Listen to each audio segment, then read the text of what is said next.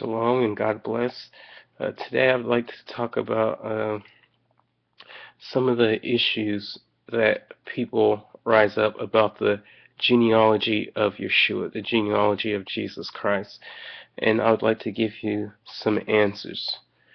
Now, at the bottom of this video, there will be a link that will show you that you can read for yourself. Okay, so let's see. The first one is the problem with Yeshua not being Joseph's actual son. The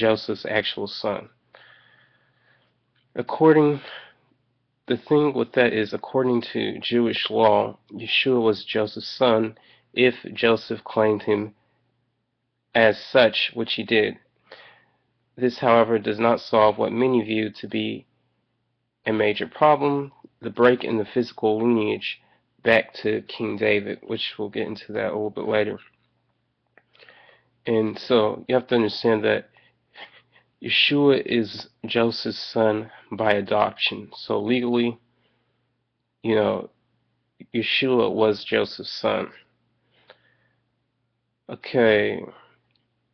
Issue number 2 says, let's see, many commentaries try to get around the problem of the cursed Jehoiakim by simply using Luke's genealogy as the one for the Messianic lineage. There are 2 problems with this. First is the issue of the genealogy passing through Nathan rather than Solomon in Luke's genealogy, the promise of the Messiah being a son of David, when specifically through Solomon and not Nathan. Second, lineage was passed through the father's side in first century Judaism and before. The idea of tracing Jewishness through the mother's side developed later. Matthew's genealogy is that of Joseph, and Luke's genealogy is that of Miriam's. Matthew's is the one that counts, however, as it passes through Solomon. Okay. 3. The curse of Jehoiakim was reversed by God himself in Haggai chapter 2 verses 20 through 23 when he chose Zerubbabel as his signet ring. Regarding number 4, this is an error in transcribing, more evidence of someone translating the book from an original Hebrew into the Greek. There is a version of Matthew that does not include this error and shows the missing 14th generation. The Dutelet Hebrew Matthew corrects Abiud begot Eliakim, showing that Abiud actually begot Abner, who in turn begot Eliakim. The mention of 42 generations, 3 times 14, is also of interest, as 14 is the numerical value of David and 42 is the numerical value of God, Eloah, in the Hebrew. Regarding number 5, this is evidently another error due to translation, as 1 Chronicles 3:15 through 16 says that Josiah was the father of Jehoiakim, who in turn was the father of Jeconiah. However, if we were to simply include the missing Jehoiakim, we would then have 15 generations, which would cause verse 17 to be an error. The most reasonable explanation may be that although the curse was lifted on Jeconiah's lineage, his name was still to be blotted out, but a careless scribe deleted Jehoiakim by mistake by replacing the reference to Jeconiah with one to Jehoiakim. We would correct the error, offer an explanation for Jeconiah's omission, and maintain the number of generations at 14. It should also be noted that incomplete genealogies are not alien to the Tanakh.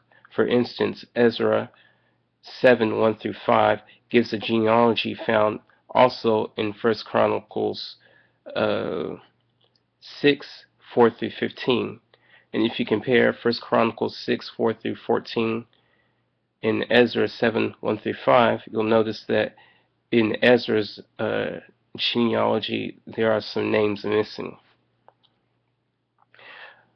Women through of whom were Gentiles are found in Matthew's genealogy.